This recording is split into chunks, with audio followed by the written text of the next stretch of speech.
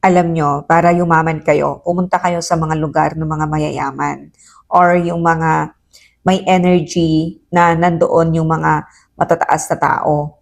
For example, pumunta kayo sa isang subdivision, high-end subdivision na doon talaga nakatira yung mga mayayaman. So, pumunta kayo doon, maglakad-lakad, mag-manifest, mag-pray while walking na dito ako titira, ganon. Hindi nyo lalagyan ng sana. Dapat, yes, dito ako titira. And dito ko ipapatayo yung dream house ko, ganon. Tapos ang gawin nyo, magpa-picture kayo sa mga kotse ng mga mayayaman, yung may-ari ng mga Lamborghini, ganyan.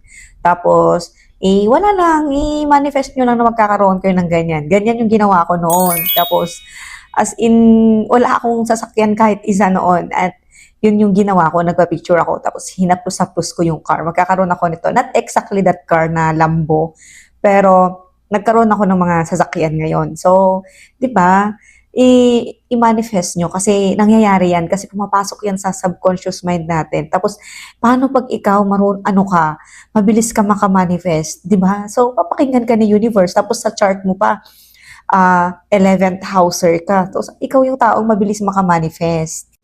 Or pumunta kayo sa mga restaurant. Tapos, kumain lang kayo, yung kaya nyo lang nabayaran, yung talagang high-end restaurant. Tapos, ganun nyo, habang tumingin kayo sa paligid, kakain ako sa lugar na to na hindi ko na tinitignan yung bills, ganyan.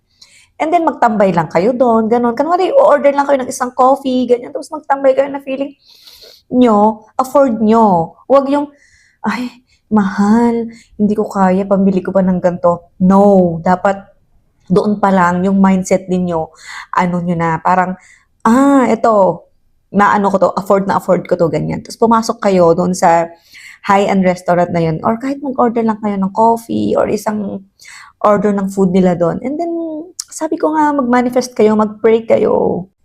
Tapos, pag manamit kayo, kailangan yung magsuot kayo na para kayong anak ng mga nepo babies o mga politician na charot. Pero, ganun talaga gawin nyo. Kunwari, magdamit kayo ng parang yung high-end na damit, tapos pupunta kayo, lakad-lakad kayo ng mall, and then, di ba, mamamanifest nyo yun, na parang, or itry nyo bumili ng isang branded na damit. Kasi ganyan yung ginagawa ko talaga. Dati, ay, sayang pera. Ako, kasi mahilig talaga ako sa ukay. Sabi ko, hindi, sayang yung pera, ganun. Pero nag-start ako bumili ng isang damit, I try this na sabi ng mentor ko nung tinuro niya to sa akin. Then, trinay ko isang beses.